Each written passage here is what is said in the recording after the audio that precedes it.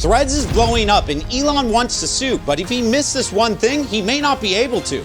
Did Meta steal Twitter's secrets? Is Elon getting zucked over? Are ex-Twitter employees the real reason to blame for all this? All this and more, but first, this legal battle between Musk and Zuck is looking to get bloodier than the cage match Elon chickened out of. Elon's mom can't stop him from going to court though.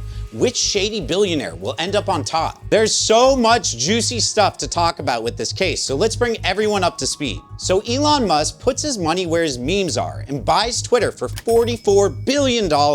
That's 11 times more than what Disney paid for Star Wars. At least when Disney buys something just to immediately ruin it, they still make a ton of money off of it. But he didn't buy it confidently. He tried to buy it at first and then tried to back out of the deal, claiming Twitter was inflating their numbers with bots.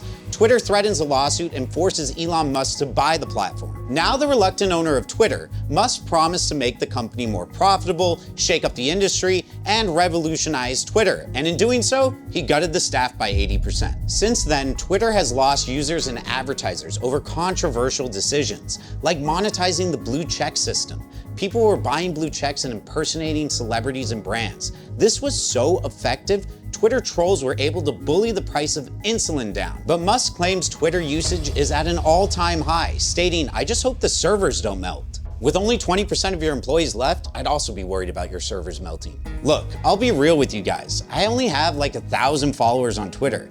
I haven't even posted a tweet in 6 months. I'm not gonna sit here and act like I know firsthand what it's been like with Elon. But my terminally online writers assure me that not everyone is loving it. Which brings us to Zuck. And I was human. I am human, still. But I was just referring to myself in the past. Not that I was not human. With Twitter seemingly in a death spiral, Mark Zuckerberg recently unveiled Meta's response, Threads, which looks, feels, and acts just like Twitter. Now, Threads received 100 million new users in the first few days alone, and as you can imagine, Elon was not happy about this, and promptly had his legal team send Zucky a cease and desist, which could be the beginning of the most bloodthirsty battle we've ever seen. No, not yet, I meant legal battle. So what's Twitter's play here? The cease and desist states that Meta, quote, engaged in systematic, willful, and unlawful misappropriation of Twitter's trade secrets and other intellectual property. Is this the unthreading of Threads, taken down as quickly as it was sown? Not necessarily. A cease and desist is not a lawsuit. It's really just a strongly worded letter telling someone that you're probably gonna sue if they don't stop whatever it is they're doing. It's easier than taking someone to court, which is nice, and it gives the other person a fair chance to cut it out before it goes any further, which is also nice. Ironically nice, given that most cease and desists are tonally very passive aggressive. Wanna see what this Twitter one says? Good, because we got a copy. So the letter claims that Meta employed former Twitter employees who allegedly retained devices and documents from Twitter, which were then utilized in the development of Threads. Zuck stealing intellectual property to make a social network? Jesse Eisenberg's agent must be calling every studio in town. Drop just Threads. Twitter also claims that Meta is using trade secrets in the creation and operation of Threads, and has demanded they stop using this information. But do they have to? Nope, for now at least. But the letter does claim that a court injunction could be filed while a case is pending, which means that Twitter may try to get Threads temporarily removed from the App Store if a court battle unfolds. As of right now though, the only thing Zuckerberg has to do is preserve any documentation that could be related to Twitter's claims. This letter also serves as a formal notice to not destroy anything that could be considered evidence. We call it preservation demand. So now, if Zuck is caught destroying evidence, that would be real bad in court. But it would make for the greatest sequel since Piranha 2, The Spawning. Does Twitter even have a chance of winning a lawsuit? Side by side, you gotta admit, the two platforms look nearly identical. So can we really say it's a completely different app? Or did Threads copy Twitter's homework and just change a few answers so they wouldn't get caught? Well, honestly, it might not even matter. Imitation is not necessarily unlawful. Social media platforms steal from each other all the time. Mastodon and Truth Social are already Twitter clones. And don't get me started on Instagram stealing Snap stories. And do I need to bring up the social network again? You better lawyer up, asshole, because I'm not coming back for 30%. I'm coming back for everything. Sweet baby Rays.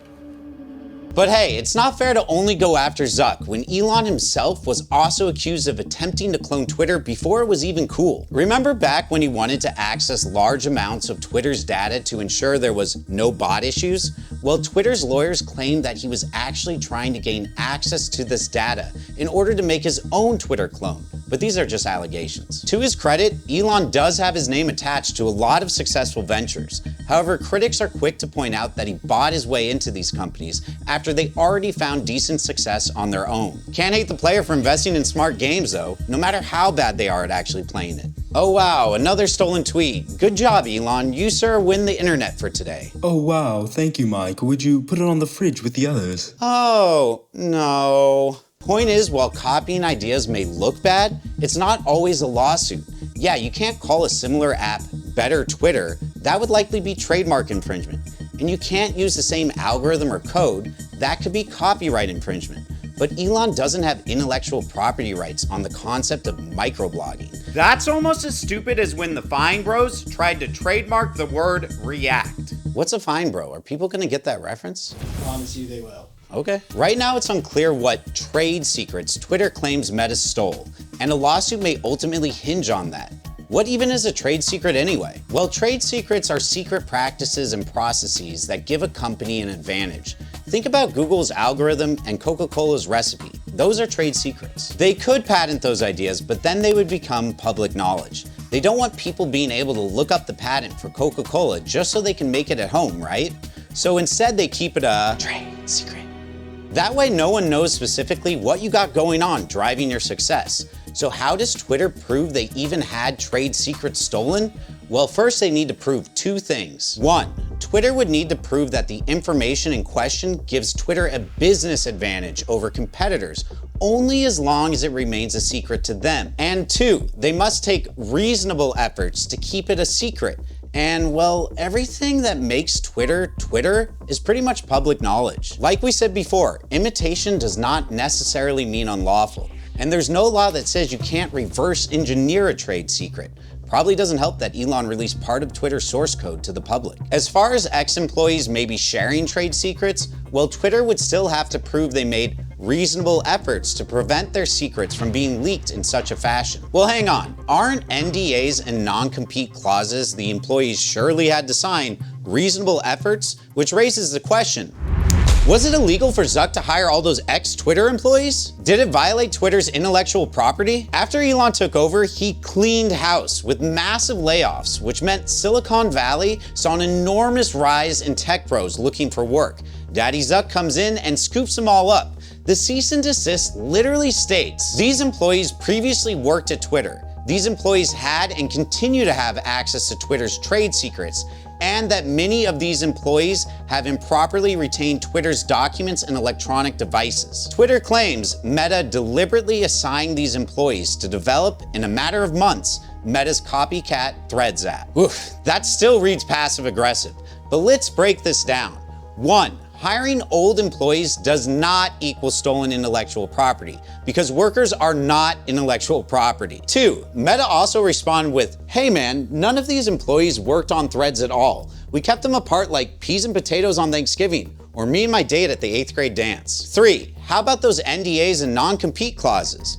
A non-compete agreement is when you agree not to work for a competing employer or start a competing business, typically for a certain amount of time after your employment ends. Unfortunately for Elon, Meta and Twitter are both California-based companies, a state where non-compete clauses are largely unenforceable. So Meta did nothing wrong by hiring these ex-employees. And yeah, they were likely under NDAs, but courts have ruled against broad, general NDAs.